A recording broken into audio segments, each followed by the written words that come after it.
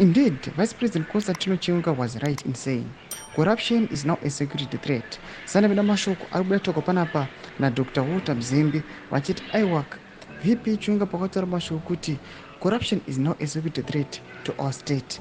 Vairevesa sanavida mashoko muda download subscribe or like or turn on the bell icon. Chimina pen pakanyora chiti nothing threatens our security more than the arbitrage and stinking profiteering which will emerge from the intention by an elite neoliberal sellout class in Zimbabwe led by Zimbabwean cabinet to sell land to other blacks, land for which the ultimate sacrifice was paid for by thousands of comrades who would never lived to see a free Zimbabwe. So what special rights does the class of Zimbabweans who acquired vast tracts of land and multiple farms under the land reform program have over the majority Zimbabweans to extent where they now want to sell this land only 24 years later?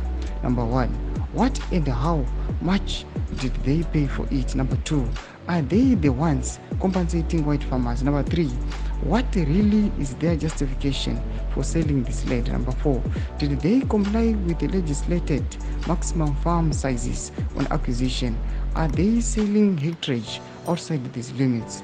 This cabinet decision is the most corrupt since 1980, a sellout decision which rewards the privileged against the majority pasinemi. Mashoko anotoka panapa naWalter Mzembi omoza kuti haana kana idei atiretenewa na Chatunga Mugabe achinzi aiwa ngaafani kungoya chingoita against the regime kana the government nemutungamiri wenyika Masodanzo Munanga ari kuya achiramba achiti vakomana zvavari kuita vachitengesa state land yakarwirwa aiwa nemagamba asina kuzombowana freedom yacho achiti aiwa this decision is right. Tudze mafungiro enyu moti kudii pamusoro pemashoko ake pinda comment section medu achiuya achisapota kurambiwa corruption kwaari kuita achiti aiwa corruption ngaimire munyika yeZimbabwe. Tudze mafungiro enyu pinda comment section medu, subscribe or like, turn on the bell.